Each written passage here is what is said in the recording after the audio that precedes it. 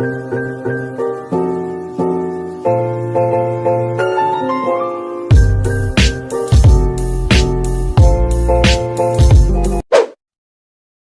Kasman mengatakan, rasio likuiditas adalah rasio yang mengukur seberapa besar likuidnya suatu perusahaan dengan cara membandingkannya dengan komponen yang ada di neraca, yaitu total aktiva dengan utang jangka pendek.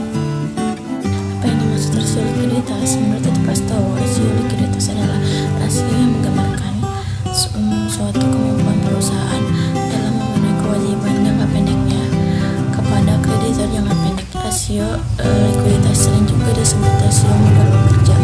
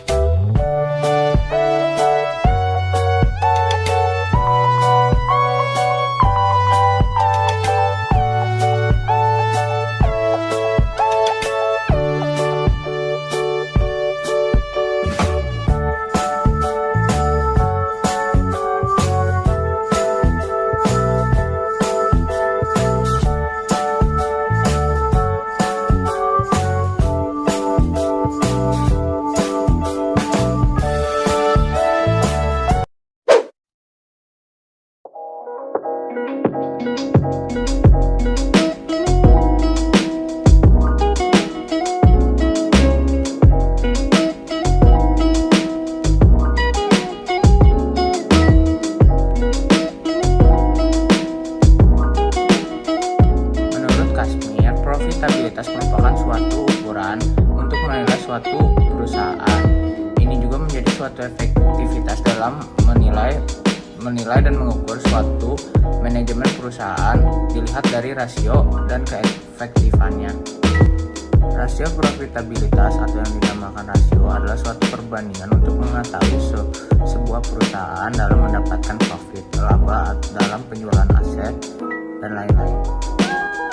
Fungsi profitabilitas dinilai sangat penting dan diperlukan karena itu menjadi suatu bagian untuk menilai suatu perusahaan. Biasanya dilakukan oleh investor untuk menghitung seberapa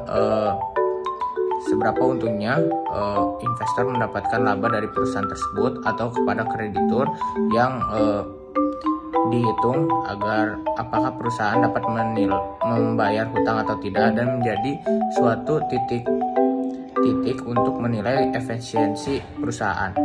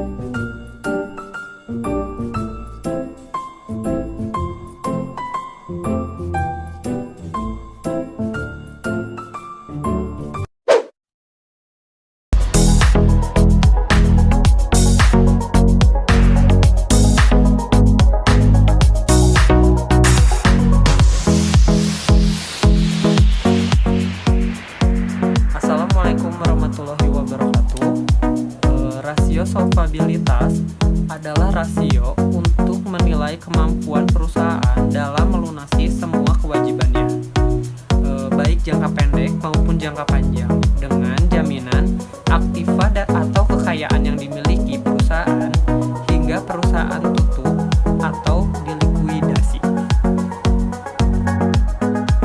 Jenis rasio solvabilitas dan rumus hitungannya. 1. Debt to equity ratio atau rasio utang terhadap ekuitas. Rumusnya, total utang dibagi ekuitas atau modal dikali 100%. Yang kedua jenisnya debt ratio atau rasio utang. Rasio utang rumusnya total utang dibagi total aset dikali 100%. Rasio aktivitas adalah rasio yang digunakan untuk mengukur apakah penggunaan sumber daya perusahaan secara efektif mendukung aktivitas perusahaan. Selain membantu manajemen dalam mengambil keputusan, penerapan rasio aktivitas juga dapat digunakan untuk mengukur kinerja manajemen dalam mencapai tujuan perusahaan yang telah ditentukan. Ada beberapa jenis rasio aktivitas. Yang pertama itu rasio tingkat perputaran piutang, tingkat perputaran persediaan, rata-rata hari persediaan, tingkat perputaran modal kerja, tingkat perputaran total aset, tingkat perputaran aset tetap, dan rata-rata umur piutang. Dengan menggunakan rasio aktivitas, perusahaan akan memperoleh keuntungan atau manfaat. Yang pertama, perusahaan dapat memahami efektivitas kinerja perusahaan dalam penagihan piutang. Karena dengan mengetahui rasio, maka perusahaan dapat memahami berapa lama piutang yang dapat ditagih dalam satu periode, dan juga dapat memahami tingkat perputaran piutang. Yang kedua, perusahaan dapat mengetahui rata-rata hari penagihan piutang dan rata-rata jumlah hari yang dapat ditagih. Yang ketiga, perusahaan dapat mengukur rata-rata piutang yang terkumpul dalam satu periode. Yang keempat, perusahaan dapat menemukan jumlah hari rata-rata suatu barang yang telah disimpan di gudang dan membandingkannya dengan tujuan perusahaan dan rata-rata industri dari periode sebelumnya. Yang kelima, perusahaan juga dapat mengetahui tingkat perputaran modal dan membandingkannya dengan penjualan yang direalisasikan untuk setiap perputaran modal.